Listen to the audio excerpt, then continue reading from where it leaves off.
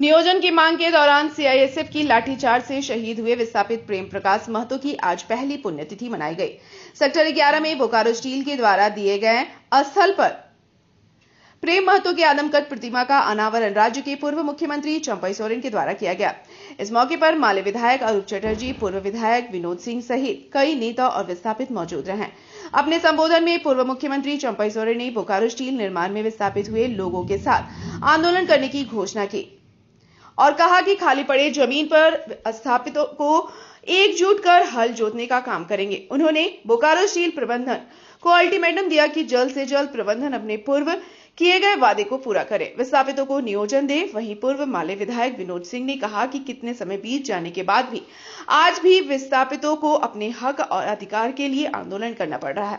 उन्होंने कहा कि इसकी सबसे बड़ी वजह नीतियों में बदलाव करना है। उन्होंने कहा कि नीतियों में बदलाव ही इस देश का सबसे बड़ा भ्रष्टाचार है, क्योंकि आज भी हम लोग बदले गए नीति के कारण दर दर भटक रहे हैं।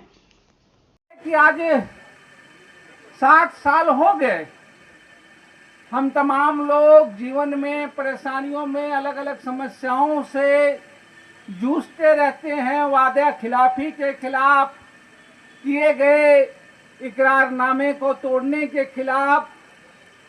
लेकिन अगर आप कहें इस मुल्क में सबसे सचेत रूप से, सबसे संगठित रूप से जो गरीबों, विस्थापितों, इस देश के नागरिकों के खिलाफ जो सबसे बड़ा जुल्म किया जा रहा है वो है नीतियों में बदलाव।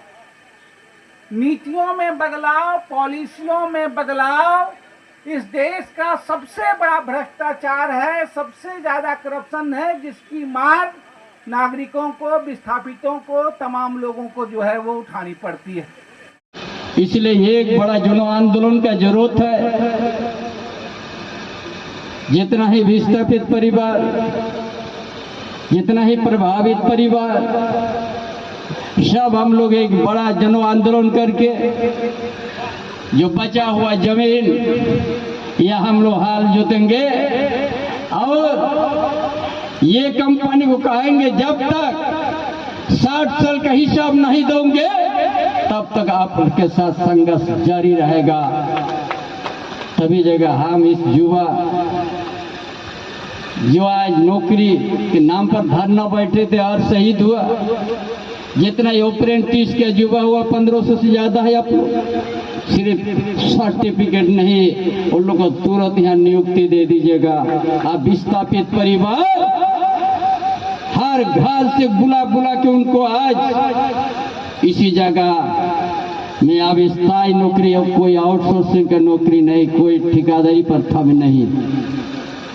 ये जमीन उनका पुस्तक ने जमीन है, इसमें पीढ़ी के पीढ़ी हकदार था इनका जीने का।